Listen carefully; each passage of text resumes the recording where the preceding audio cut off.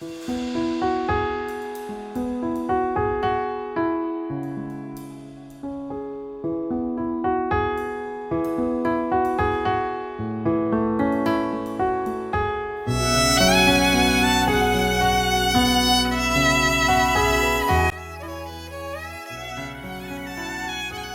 గ్రంథం 39వ అధ్యాయము 18వ వచనం.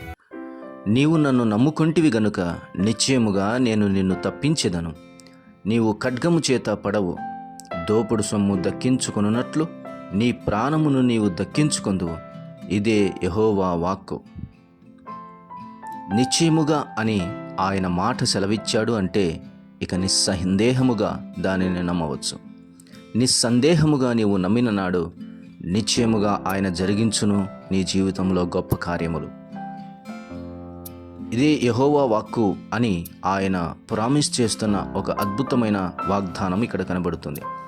దోపుడు సొమ్ము దక్కించుకొనున్నట్లు నీ ప్రాణమును నీవు దక్కించుకొందువు. నీవు ఖడ్గము చేత పడవు, ప్రాణభయము చేత, మరణ భయము చేత కొట్టుమిట్టాడుతున్న ప్రజలకు ఇదో భరోసా. ఇదొక ఎడారిలో ఊట.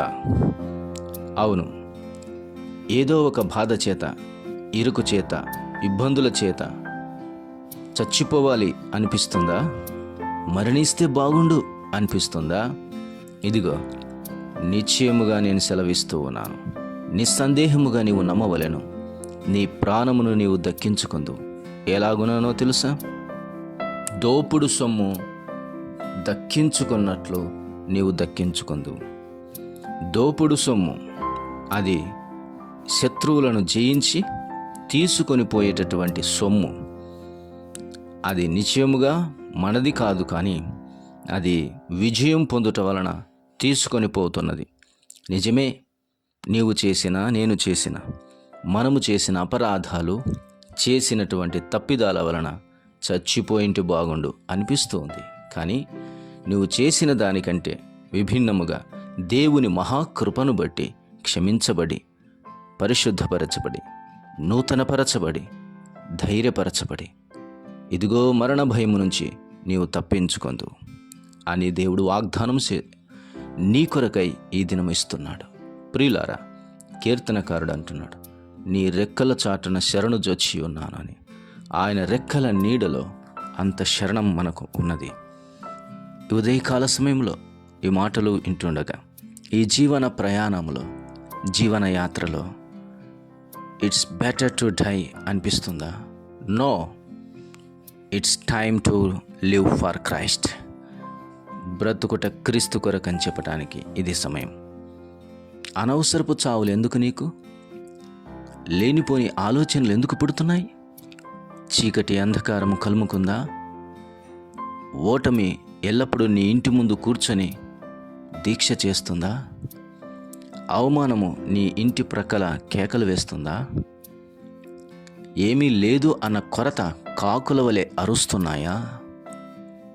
ఇదిగో భయంకరమైన అరుపుల చేత చీకటిలో, అరణ్యములో వినబడుతున్నటువంటి నక్కల శబ్దము వలె నీ జీవితంలో తలదించుకునే పరిస్థితులు, నిందలు, అవమానాలు అలాగూ అరుస్తున్నాయా? వాటన్నిటిని జయించి దోపుడు సొమ్ము పట్టుకొని పోయినట్లుగా ఇదిగో నీ ప్రాణమును నీవు దక్కించుకుందు. ఇది నిశ్చయముగా యెహోవా సెలవిస్తూ ఉన్నాడు. నిస్సందేహముగా నీవు నమ్మవలెను. నమ్మిన ఎడల గొప్ప కార్యములు చూతువు. అబ్రహాము దేవుని నమ్మెను, అది అతనికి నీతిగా ఎంచబడెను. నమ్ముట వలన నీతిమంతులుగా మార్చబడుతాం. అనేక వాగ్దానాలను మన జీవితాల్లో నమ్మలేక వాటిని కోల్పోతున్నాం. అనవసరంగా మన ఆహారం సాతానుడు ఎత్తుకొని పోతున్నాం. నమ్మి ఈ దినము ఈ వాగ్దానమును వశపరుచుకుంటే నీ జీవితంలో దేవుని కొరకై మహా గొప్ప కార్యములు, శూర కార్యములు చేస్తాం. ఐగుప్తులో ఉన్నంత వరకు వారు బానిసలుగా పిలువబడ్డారు. ఐగుప్తును దాటి బయటికి వచ్చిన నాడే 6,00,000 కాలు బలము వీరులు అని రాయబడి ఉంది. బానిసత్వంలో ఉన్నంత వరకు బానిసలమే. బయటికి వచ్చిన నాడు వీరులం. ఏ పాపము నిన్ను లొంగదీసుకుంటుందో, ఏ చీకటి నిన్ను లాగుతూ ఉందో, ఏ విధమైన బలహీనత జారుడు బండ వలె నీకుందో అటునుంచి బయటికి రా. వీరత్వము ప్రదర్శించుటకు ఇది అనుకూలమైన సమయం. ప్రభు సెలవిస్తున్నాడు, నిశ్చయముగా నీ ప్రాణమును నువ్వు దక్కించుకుందు. ఎందుకంటే నీవు నీ శక్తి మీద కాదు ఆధారపడేది, నీవు నన్ను నమ్ముకొంటివి గనుక. ఇది యెహోవా వాక్కు. నీవు నన్ను నమ్ముకొంటివి గనుక నేను నిన్ను తప్పించను. ఇది యెహోవా వాక్కు. ఓన్లీ వన్ రీజన్ ఇస్తే,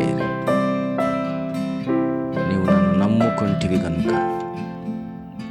ఈరోజు నువ్వు ఆయనను నమ్ముకుంటే నిన్ను ఘనపరచడానికి ఇష్టపడుతున్నాడు, నిన్ను తప్పించడానికి ఇష్టపడుతున్నాడు. నమ్మడం అంటే ఏంటి? నీ శక్తి మీద రవ్వంతైన ఆధారపడకుండా, రవ్వంతైన అనుమానము లేకుండా ఆయన శక్తి మీద ఆధారపడటం. నీ శక్తి మీద రవ్వంతైనా ఆధారపడకుండా, రవ్వంతైన అనుమానము లేకుండా ఆయన శక్తి మీద ఆధారపడటమే విశ్వాసం ఉంచటం, నమ్మటం, డిపెండ్ అవటం, ఆయన మీద వాలిపోవటం, ఆయనను ఆనుకొనటం, ఆయనను పట్టుకొనటం, ఆయన పాదాలు పట్టుకొని వేడవటం. ఇదే గొప్ప విశ్వాసం. ప్రియమైన దేవుని వారలారా, ఈ మాటలు వింటుండగా దిగులా, బాధ, కన్నీరా, ఓటమియా, దారిద్రతయా, రోగమా, ఏమిటి, అప్పులా? ప్రభు నీతో మాట్లాడుతున్నాడు. ధైర్యంగా ఉండము, ధైర్యంగా ఉండము. నువ్వు నన్ను నమ్ముకుంటివి, దట్స్ ఇట్, దట్స్ ఎనఫ్. నేను నిన్ను తప్పించదను. ఖడ్గము నీ మీదికి వచ్చిన, శత్రువు నీ మీదికి వచ్చిన వారందరినీ కూడా దూరపరిచి దోపుడు సొమ్ము దక్కించుకున్నట్లు నీ ప్రాణమును నీవు దక్కించుకుందువు. ఇదే యెహోవా వాక్కు. నమ్ము, ఆయన కార్యములు చూడు. అట్టి కృపా దేవుడు మనందరికీ నీ దయచేయునుగాక. ప్రియ తండ్రి, స్తోత్రం. మాటలు దీవించండి, వినవారి హృదయాలు కరించమని క్రీస్తు యేసు నామమున ప్రార్థన చేసి పొంది ఉన్నాము తండ్రి. ఆమేన్.